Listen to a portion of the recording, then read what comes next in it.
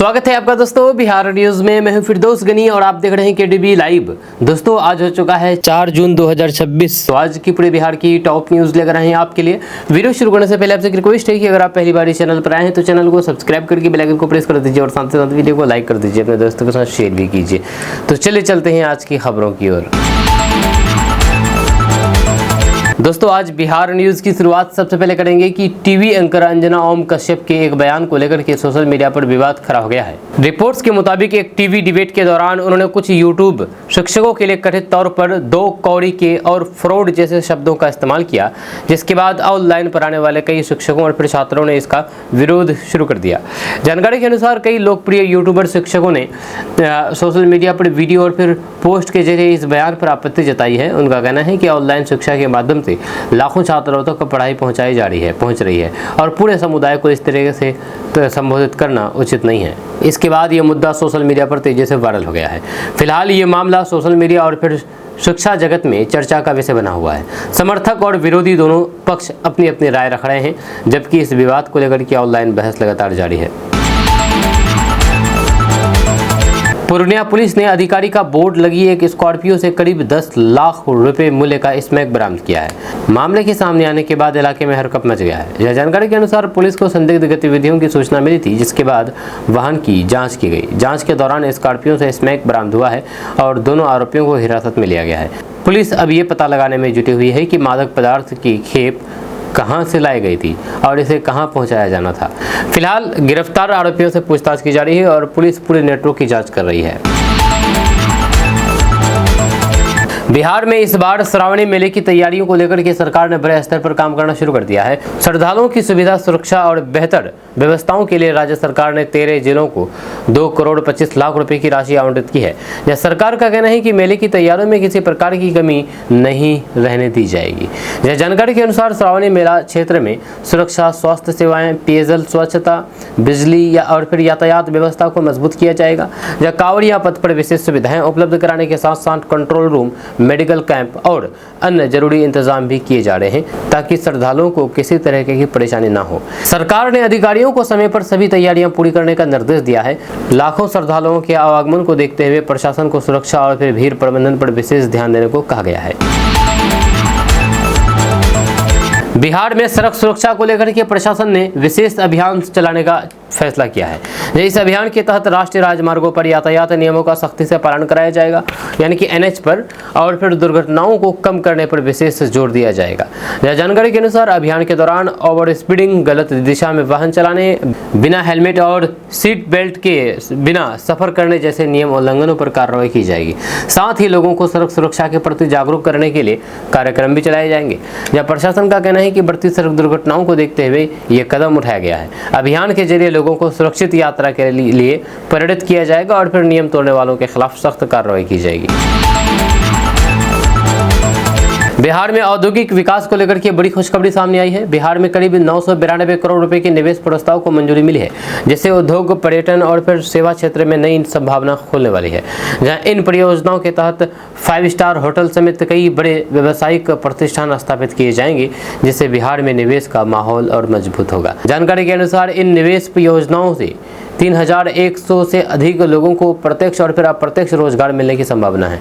सरकार का मानना है कि नए उद्योगों और फिर होटलों के खुलने से स्थानीय युवाओं के लिए नौकरी के अवसर बढ़ेंगे, साथ ही पर्यटन और फिर व्यापार को भी बढ़ावा मिलेगा। इससे बिहार की अर्थव्यवस्था को नई गति मिलने की उम्मीद जताई जा रही है। जब बिहार सरकार लगातार निवेशकों को आकर्षित करने और फिर औद्योगिक विकास को बढ़ावा देने के लिए कई कदम उठा रही है।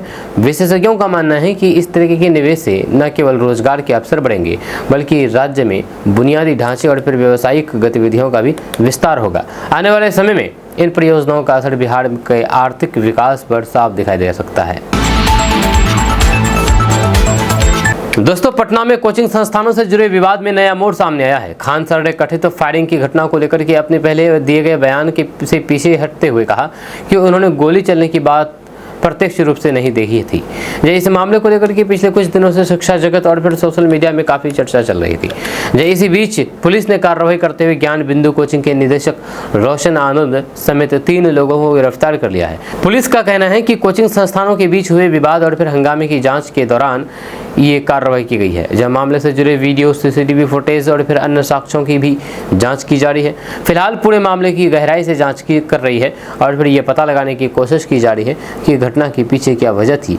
जब वहीं पर इस पूरे विवाद ने छात्रों, अभिभावकों और फिर शिक्षा जगत का ध्यान अपनी ओर खींच लिया है। जांच पूरी होने के बाद ही मामले की वास्तविक तस्वीर साफ हो सकेगी। दोस्तों, बिहार में अब सड़क सुरक्षा को और मजबूत बनाने की तैयारी की जा रही है। एक रिपोर्ट्स के अनुसार बिहार के ग्रामीण सड़कों पर भी कैमरों के जरिए यातायात नियमों की निगरानी की जाएगी। जब बिहार के ग्रामीण सड़कों में भी अब कैमरे लगाएंगे। यह नियम तोड़ने वाले वाहन चालकों का चालान खुद कटेगा, जिससे सड़क दुर्घटनाओं को कम करने में मदद मिलने की उम्मीद है। जानकारी के मुताबिक इस व्यवस्था के तहत कैमरे लगाने और फिर निगरानी का काम एक निजी एजेंसी को सौंपा जाएगा।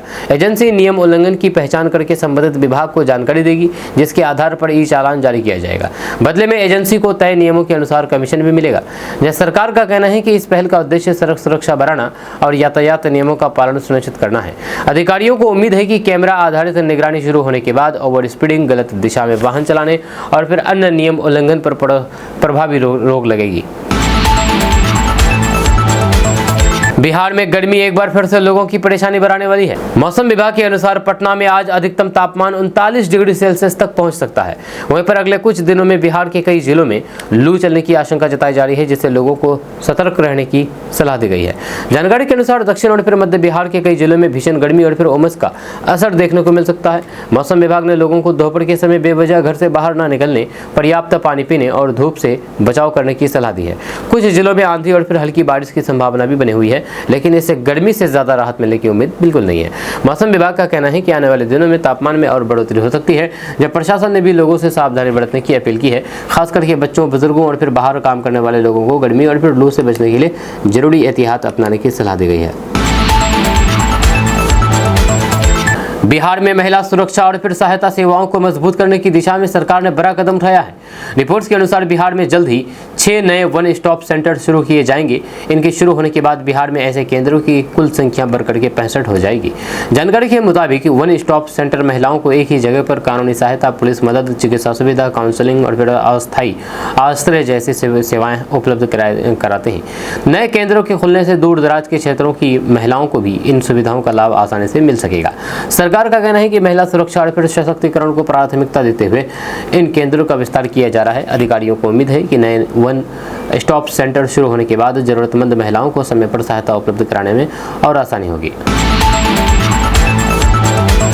अब ई चालान का भुगतान QR कोड और UPI के माध्यम से किए जा सकेगा, जिससे वाहन चालकों को भुगतान में सुविधा होगी और प्रक्रिया अधिक पारदर्शी बनेगी। जानकारी के अनुसार परिवहन विभाग एक नई डिजिटल व्यवस्था पर काम कर रही है, जिसके तहत बस यात्रियों को मोबाइल ऐप के जरिए बसों की लाइव लोकेशन की जानकारी भी मिल सकेगी। इससे यात्रियों को बस के आने जाने का समय जानने में आसानी होगी और फिर आवश्यक इंतजार से राहत मिलेगी। सरकार का कहना है कि इन डिजिटल सुविधाओं का उद्देश्य परिवहन सेवाओं को बेहतर बनाना और फिर लोगों को तकनीक आधारित सुविधाएं उपलब्ध कराना है।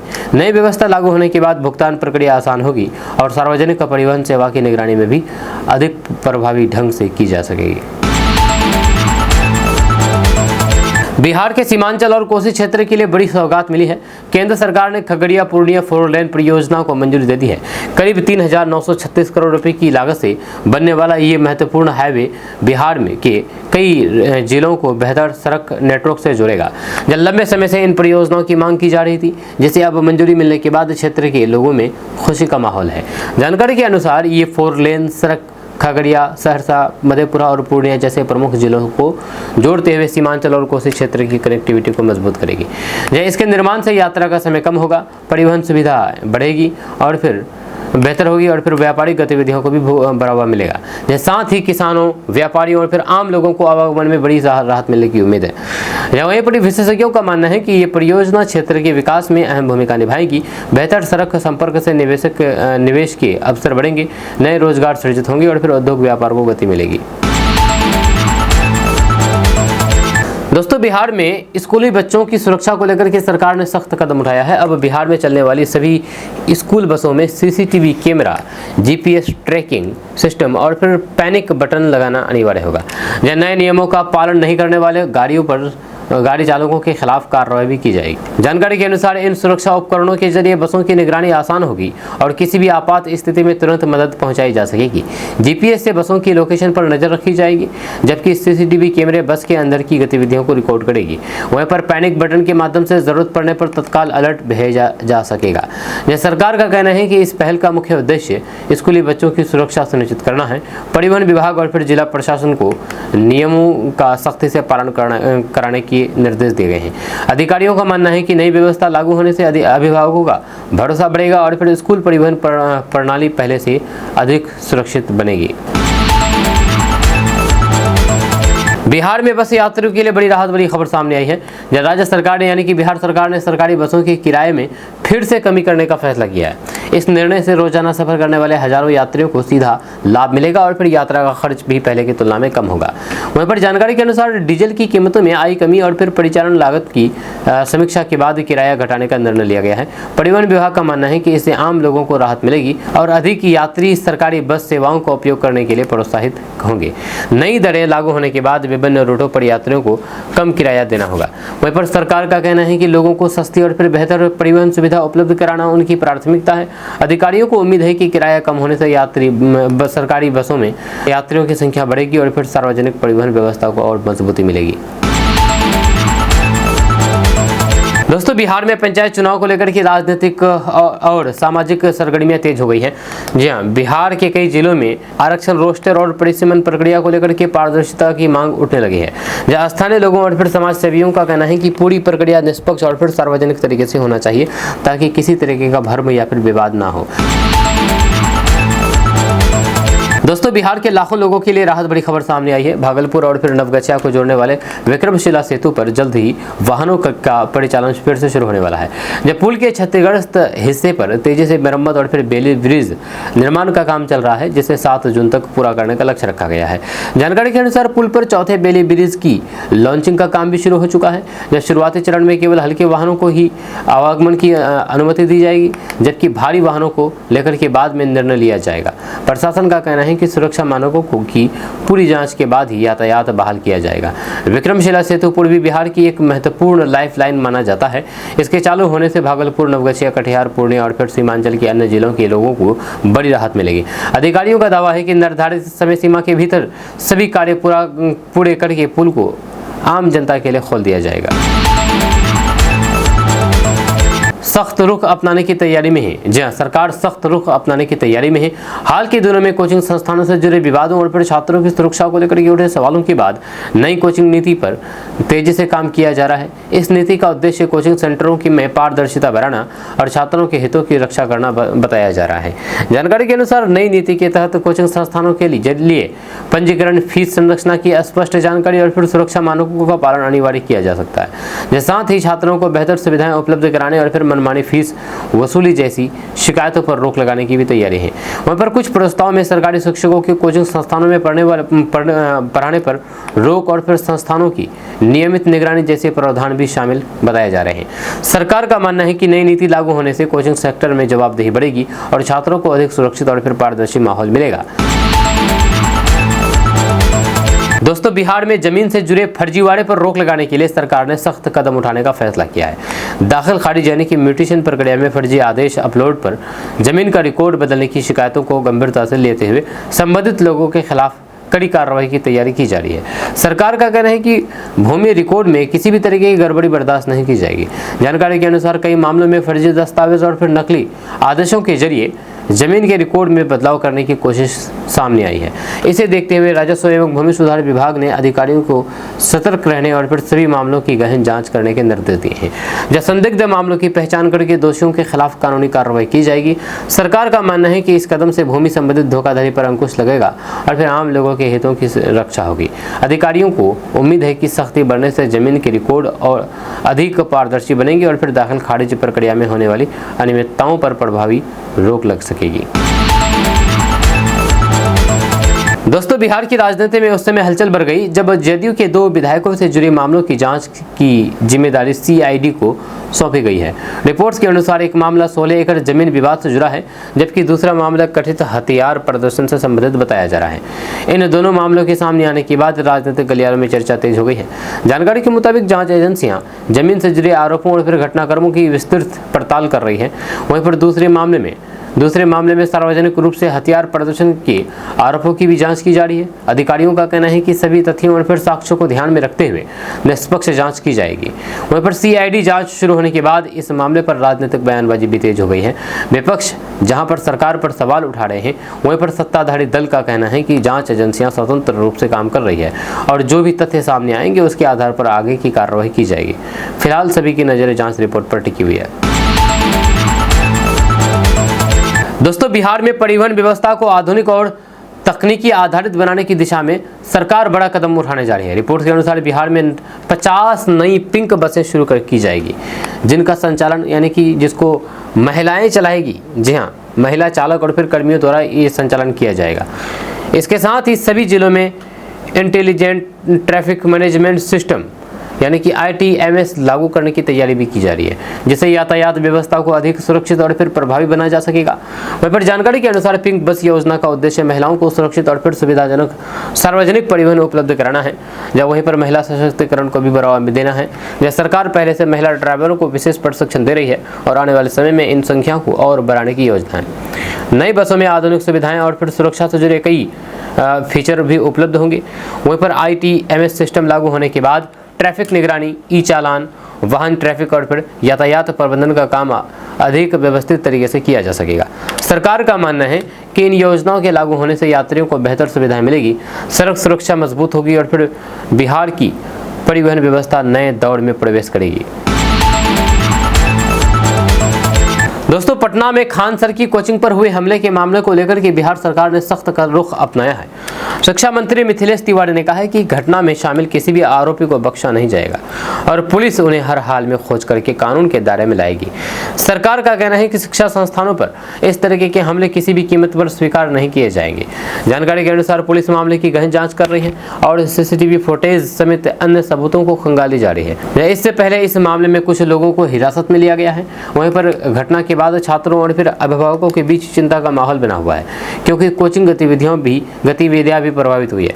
जब सरकार का कहना है कि दोषियों के खिलाफ सख्त कानूनी कार्रवाई की जाएगी और किसी भी तरह की गुंडागर्दी या फिर हिंसा को बर्दाश्त नहीं किया जाएगा। इस घटना के बाद कानून व्यवस्था और शिक्षा संस्थानों की सुरक्षा को लेकर भी चर्चा तेज हो गई है। अधिकारियों का दावा है कि जांच पूरी होने के बाद पूरे मामले की तस्वीर साफ हो जाएगी और दोषियों को उचित कार्रवाई सजा दिलाई जाएगी। दोस्तों, IPL 2026 में शानदार प्रदर्शन के बाद बिहार के युवा क्रिकेटर वैभव सूर्यवंशी अपने गांव लौटे हैं, तो फिर उनका जोरदार स्वागत भी हुआ है। रिपोर्ट्स के मुताबिक समस्तीपुर जिले के ताजपुर स्थित उनके घर के बाहर बड़ी संख्या में लोग जुट गए। अपने पसंदीदा खिलाड़ी की एक झलक पाने के लिए उन्हें बधाई देने के लिए गाँव वालों और फिर क्रिकेट प्रेमियों की भीड़ लगी रही। जानकारी के अनुसार वैभव सूर्यवंशी की लोकप्रियता इतनी बढ़ गई है कि उनके लिए घर से बाहर निकलना भी मुश्किल हो गया है। गाँव के लोग फूल मालाओं और फिर शुभकामनाओं के साथ उनका स्वागत कर रहे हैं। IPL में उनके शानदार प्रदर्शन ने न केवल बिहार बल्कि पूरे देश में उन्हें नई पहचान दिलाई है, जहां हाल ही में उन्होंने कई रिकॉर्ड बनाए हैं और अपने दमदार खेल से क्रिकेट जगत का ध्यान आकर्षित किया। वैभव सूर्यवंशी की सफलता को उनके गांव और फिर पूरे मिथिलांचल क्षेत्र के लिए गर्व का विषय माना जा रहा है। ताजपुर के एक साधारण परिवार से निकल करके राष्ट्रीय स्तर पर पहचान बनाने वाले इस युवा खिलाड़ी की कहानी लाखों युवाओं को प्रेरित कर रही है। यह परिवार और फिर गाँव के लोगों का कहना है कि वैभव सूर्यवंशी की मेहनत, अनुशासन और फिर संघर्ष ने उन्हें इस मुकाम तक पहुंचाया है। दोस्तों, पटना में खान सर की कोचिंग से जुड़े विवाद पर अब शिक्षा जगत के कई बड़े नाम खुल करके सामने आ रहे हैं। इसी क्रम में शिक्षक गुरु रहमान का एक बयान काफ़ी चर्चा में है, जिससे उन्होंने खान सर और फिर ज्ञान बिंदु कोचिंग विवाद को लेकर की तीखी प्रतिक्रिया दी है। जहां उनके बयान के बाद सोशल मीडिया और फिर कोचिंग जगत में बहस तेज हो गई है। रिपोर्ट्स के अनुसार गुरु रहमान ने पूरे विवाद को बिहार सिपाही भर्ती परीक्षा के रिजल्ट और विभिन्न कोचिंग संस्थानों द्वारा किए गए चयन के दावे से जोड़ करके दिखा है। उनका कहना है कि अलग अलग कोचिंग संस्थानों द्वारा किए गए चयनित छात्रों के दावे विवाद की एक बड़ी वजह बने हैं। उन्होंने मामले की निष्पक्ष जांच की मांग करते हुए दोनों पक्षों पर सवाल उठाए हैं और पुलिस से सभी पहलुओं की जांच करने की भी बात कही है। वहीं पर दूसरी ओर पुलिस इस पूरे मामले की जांच में जुटी हुई है, जहां कुछ लोगों की गिरफ्तारी भी हो चुकी है और फिर सीसीटीवी फुटेज समेत अन्य साक्ष्यों की जांच की जा रही है। इस विवाद ने बिहार के कोचिंग सेंटर छात्रों और फिर अभिभावकों का ध्यान अपनी ओर खींच लिया है। अब सभी की नजरें पुलिस जांच और फिर आगे आने वाले तथ्यों पर टिकी हुई है। दोस्तों, बिहार में मानसून को लेकर के लोगों का इंतजार अभी थोड़ा और बढ़ सकता है। मौसम विभाग के ताजा अपडेट के अनुसार बिहार में अगले कुछ दिनों तक गर्मी और फिर उमस का असर बना रह सकता है, जब पटना समेत बिहार के कई जिलों में तापमान सामान्य से ऊपर रहने की संभावना जताई गई है, जबकि दक्षिण बिहार पश्चिमी बिहार के कुछ इलाकों में लू चलने की भी अनुमान है। जानकारी के अनुसार पटना समेत 5 जिलों के लिए गर्मी को लेकर के अलर्ट जारी किया गया है। मौसम विभाग का कहना है कि अगले 2 से 3 दिनों में अधिकतम तापमान 2 से 3 डिग्री सेल्सियस तक की बढ़ोतरी हो सकती है। हालांकि कुछ जिलों में आंधी, वज्रपात और फिर हल्की बारिश की संभावना भी बनी हुई है, जिससे कुछ क्षेत्रों को अस्थायी राहत मिल सकती है। मौसम विशेषज्ञों का मानना है कि मानसून की प्रगति के लिए परिस्थितियां अनुकूल बन रही है और आने वाले दिनों में इसके बिहार की ओर बढ़ने की संभावना है। फिलहाल लोगों को गर्मी और फिर लू से बचाव के लिए सतर्क रहने की सलाह दी गई है। प्रशासन ने भी लोगों से दोपहर के समय अनावश्यक रूप से बाहर न निकलने और फिर पर्याप्त पानी पीने की अपील की है। दोस्तों, पटना में खान सर की कोचिंग से जुड़े विवाद के बीच शिक्षक रोशन आनंद एक बार फिर से चर्चा में आ गए हैं। रोशन आनंद बिहार के जाने माने शिक्षक और फिर ज्ञान बिंदु जीएस अकादमी के निदेशक हैं। हाल के घटनाक्रम में उनका नाम सामने आने के बाद सोशल मीडिया और फिर छात्रों के बीच उनके संघर्ष और सफलता की कहानी को लेकर के काफी चर्चा हो रही है। रिपोर्ट्स के अनुसार रोशन आनंद ने अपने शिक्षण कैरियर की शुरुआत बेहद छोटे स्तर से की थी। बताया जाता है कि शुरुआती दिनों में उन्होंने केवल 4 छात्रों को पढ़ाना शुरू किया था। धीरे धीरे उनकी मेहनत और फिर पढ़ाने के तरीके की वजह से छात्रों की संख्या बढ़ती गई और उनका संस्थान बिहार के प्रमुख प्रतियोगी परीक्षा कोचिंग संस्थानों में गिना जाने लगा है। आज उनके हजारों छात्र विभिन्न सरकारी नौकरियों में चयनित होने का दावा किया जाता है। वर्तमान में खान सर कोचिंग विवाद के कारण रोशन आनंद का नाम सुर्खियों में है और फिर मामले की जांच जारी है। हालांकि शिक्षा क्षेत्र में उनकी पहचान एक संघर्षशील शिक्षक के रूप में रही है, जिन्होंने छोटे स्तर से शुरुआत करके पूरे बिहार में अपनी अलग पहचान बनाई है। आने वाले दिनों में जांच के नतीजे और फिर पूरे विवाद पर सभी की नज़र बनी हुई है। दोस्तों, बिहार के मध्यम वर्गीय परिवारों के लिए बड़ी राहत वाली खबर सामने आई है, जहां सम्राट कैबिनेट ने मुख्यमंत्री चिकित्सा सहायता कोष के तहत मुफ्त इलाज की सुविधा का दायरा बढ़ा दिया है। अब बिहार में सालाना 4 लाख रुपए तक आय वाले परिवार भी इस योजना का लाभ उठा सकेंगे। जब पहले इस योजना का लाभ लेने के लिए की आय की सीमा 2.5 लाख रुपए सालाना निर्धारित थी। जब सरकार के इस फैसले से लाखों ऐसे परिवारों को फायदा मिलेगा जो गंभीर बीमारियों के इलाज का खर्च उठाने में कठिन महसूस करते हैं। आय सीमा बढ़ने के बाद अब अधिक संख्या में मध्यम वर्गीय लोग सरकारी सहायता के दायरे में आएंगे। कैबिनेट बैठक में स्वास्थ्य, उद्योग, कौशल विकास और फिर अन्य जनहित से जुड़े कई महत्वपूर्ण प्रस्ताव को भी मंजूरी दी गई है। सरकार का कहना है कि इस निर्णय का उद्देश्य जरूरतमंद मरीजों को बेहतर स्वास्थ्य सुविधाएं उपलब्ध कराना और फिर इलाज के आर्थिक बोझ को कम करना है। विशेषज्ञों का मानना है कि आय सीमा बढ़ने से बड़ी संख्या में परिवारों को राहत मिलेगी और फिर राज्य में स्वास्थ्य सेवाओं तक लोगों की पहुंच और मजबूत होगी। दोस्तों, खान सर के कोचिंग संस्थान पर हुए हमले को लेकर के जेडीयू की पहली आधिकारिक प्रतिक्रिया सामने आई है। पार्टी नेताओं ने कहा कि बिहार में कानून व्यवस्था पूरी तरह से सक्रिय है और किसी भी तरीके की हिंसा या फिर तोड़फोड़ को बर्दाश्त नहीं की जाएगी। जेडीयू ने भरोसा दिलाया है कि मामले की निष्पक्ष जांच की जा रही है और दोषियों के खिलाफ सख्त कार्रवाई की जाएगी।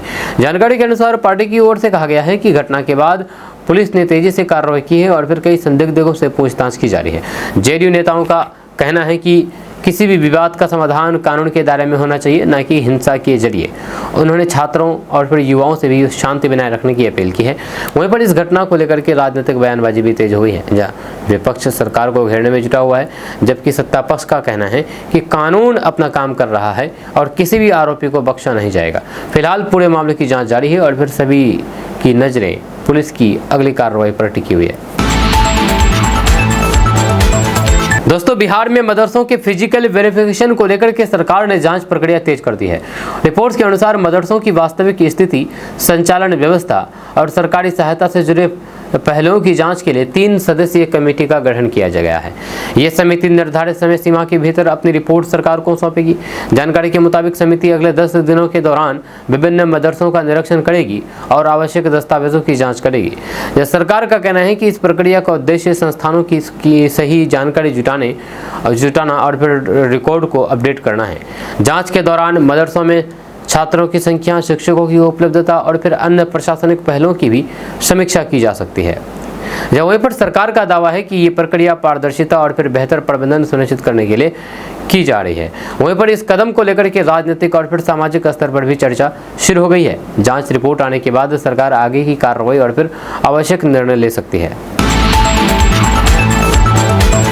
दोस्तों, सीमांचल के रेल यात्रियों को बड़ी सौगात मिली है। यह किशनगंज से होकर के तिरुपति और विजयवाड़ा के लिए समर स्पेशल ट्रेन चलाई जाएगी। ये सीमांचल किशनगंज के यात्रियों के लिए काफी खुशखबरी वाली खबर सामने आई है। रेलवे का ये बड़ा तोहफा माना जा रहा है, क्योंकि गर्मी में स्पेशल ट्रेनों की संख्या बढ़ा दी गई है। सीमांचल बिहार के यात्रियों को इसका सबसे ज्यादा फायदा मिलेगा। हम आपको इस पूरी खबर के बारे में बताएंगे विस्तार से, डिटेल से। उससे पहले आप हमारे इस पेज को फॉलो कर लीजिए इसी तरह की खबरें देखने के लिए। दरअसल बात यह है कि गर्मी की छुट्टियों में ट्रेन में सीट मिलना किसी जंग जीतने से कम नहीं होता है। जब लंबी वेटिंग, भीड़ से भरे कोच और फिर टिकट के लिए परेशान यात्रियों के लिए अब राहत भरी खबर सामने आई है। भारतीय रेलवे ने यात्रियों को बढ़ती भीड़ को देखते हुए कई स्पेशल ट्रेनों के परिचालन को बढ़ाने का फैसला किया है।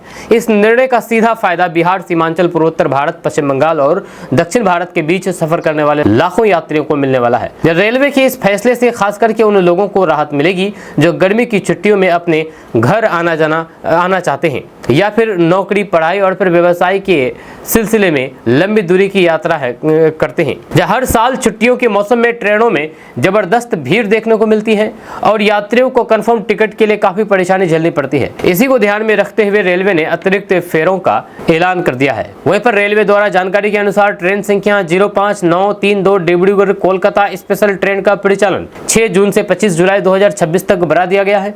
वहीं पर वापसी में ट्रेन संख्या 05931 कोलकाता डिब्रूगढ़ स्पेशल 8 जून से 27 जुलाई 2026 तक चलेगी। ये दोनों ट्रेनें अपनी मौजूदा समय सारणी और फिर निर्धारित स्टॉपेज के साथ कुल 8 अतिरिक्त फेरे लगाएंगी। इसके अलावा बिहार के यात्रियों के लिए भी अच्छी खबर है। भागलपुर कटिहार स्पेशल ट्रेनों का परिचालन भी 4 जून 2026 तक बढ़ा दिया गया है। इससे भागलपुर, कटिहार और आसपास के जिलों के यात्रियों को काफी सहूलियत मिलेगी।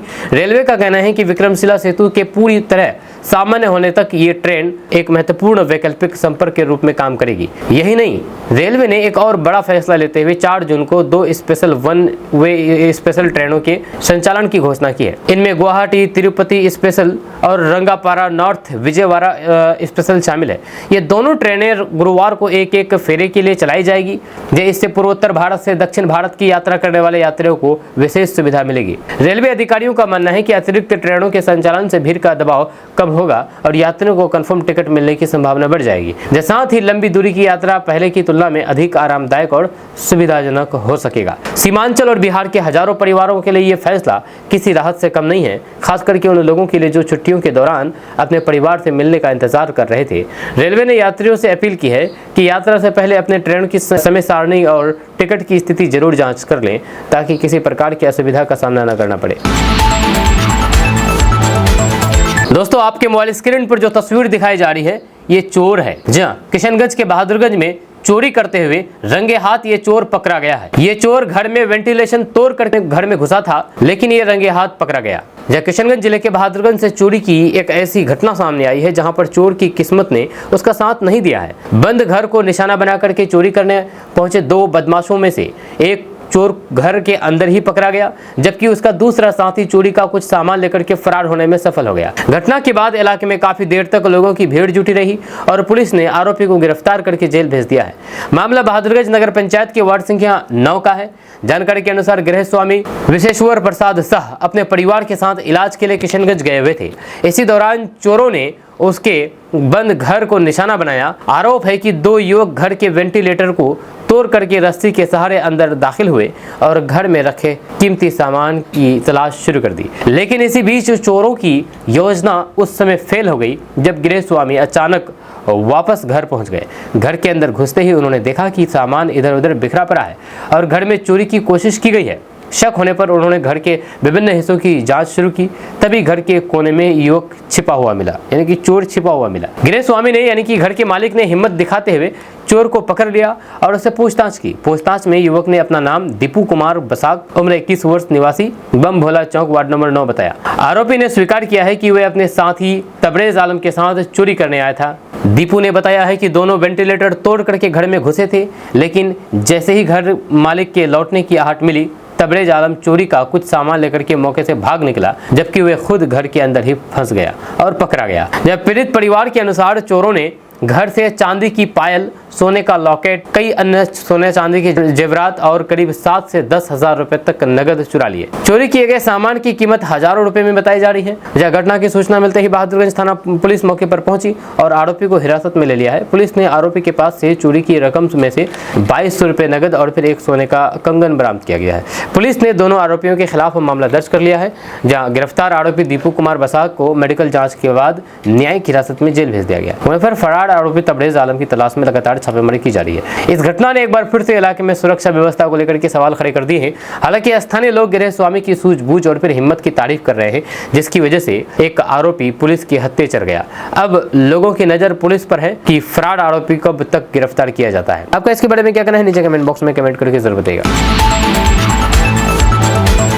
दोस्तों, पटना वाले खान सर के कोचिंग सेंटर पर ताबड़तोड़ फायरिंग की गई है। अब खान सर का बयान सामने आया है कि आखिर उसके कोचिंग पर क्यों गोलियां चलाई है। जहां बिहार की राजधानी पटना में बिहार के मशहूर टीचर खान सर के कोचिंग सेंटर के बाहर गोलीबारी की घटना सामने आने से हरकत मच गया।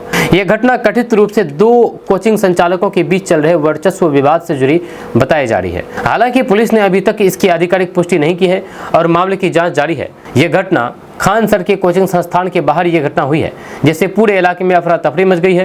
प्रारंभिक जानकारी के अनुसार इस फायरिंग को खान सर और फिर एक अन्य कोचिंग संचालक ज्ञान बिंदु के बीच पुराने विवाद से जोड़ करके देखा जा रहा है। हालांकि खान सर ने पहले फायरिंग और अफरा तफरी की बात कही थी, लेकिन एफआईआर में फायरिंग का जिक्र नहीं किया गया। जब घटना की सूचना मिलते ही स्थानीय पुलिस मौके पर पहुंची और जांच शुरू कर दी है। जब पुलिस टीम ने आसपास लगे सीसीटीवी कैमरों की फुटेज खंगालनी शुरू कर दी है और प्रत्यक्षदर्शियों से पूछताछ की जा रही है। फिलहाल किसी भी आरोपी या फिर कारण को लेकर के आधिकारिक बयान सामने नहीं आया है। खान सर ने कहा कि वे चाहते हैं कि मैं इतनी कम फीस में ना पढ़ाऊं। जहाँ खान सर ने बयान देते हुए कहा कि फायरिंग के समय में वही मौजूद था, मैंने खुद 8 से 10 राउंड गोलियां चलते देखी है। इस हिंसा में उनका एक सुरक्षा गार्ड घायल हो गया। खान सर के अनुसार इस विवाद का कारण यह है कि दूसरे कोचिंग वाले चाहते हैं कि मैं इतनी कम फीस में ना पढ़ाऊं। उन्हें उनके कोचिंग संस्थान के बेहतर नतीजों से भी समस्या है। खान सर के कोचिंग सेंटर पर हमले और फिर कार्यालय में तोड़फोड़ गोलीबारी के बाद उन्होंने प्रशासन से सुरक्षा मांगी है। इस घटना को लेकर के खान सर ने अपनी प्रतिक्रिया दी है, जहाँ उन्होंने कहा कि मुख्य मुद्दा ये लगता है कि हम इतनी कम फीस पर पढ़ा करके इतने बड़े परिणाम कैसे दे रहे हैं। प्रशासन से अपील की है कि गरीबों के शिक्षा के अधिकार को ध्यान में रखते हुए सुरक्षा पर विचार करें। अब हजारों छात्र सफल होते हैं तो फिर कुछ असामाजिक तत्व हमें दबाने की कोशिश करते हुए खुद को खतरा महसूस करने लगते हैं। वहीं पर खान सर ने बताया है कि घटना के संबंध में सीसीटीवी फुटेज अधिकारियों को दी गई है। सुरक्षा गार्ड ने हमलावरों की पहचान नजदीकी कोचिंग सेंटर के लोगों के रूप में की है। खान सर के आरोप अनुसार प्रतिद्वंदी संस्थान की इस घटना के पीछे है, जब उन्होंने उनके सेंटर को उड़ाने की भी धमकी दी है। वहीं पर प्रारंभिक जानकारी के मुताबिक ये गोलीबारी खान सर और फिर प्रतिद्वंदी कोचिंग संस्थान ज्ञान बिंदु के संचालक के बीच पुराने वर्चस्व विवाद का परिणाम है। हालांकि फायरिंग के कारणों और फिर आरोपों को लेकर के अभी तक कोई भी आधिकारिक बयान जारी नहीं किया गया है। वहीं पर खान सर पटना में खान सर एकेडमी का संचालन करते हैं, जहां पर एसएससी, रेलवे, बीपीएससी और फिर यूपीएससी जैसी प्रतियोगी परीक्षाओं की तैयारी कराई जाती है। वे देश भर में अपने अनोखे पढ़ाई के अंदाज के लिए जाने जाते हैं। इसके अलावा उनकी कोचिंग में बहुत कम फीस में प्रतियोगी परीक्षाओं की तैयारी कर रहे हैं, छात्रों को पढ़ाते हैं। आपका इसके बारे में क्या कहना है, नीचे कमेंट बॉक्स में कमेंट करके जरूर बताइएगा।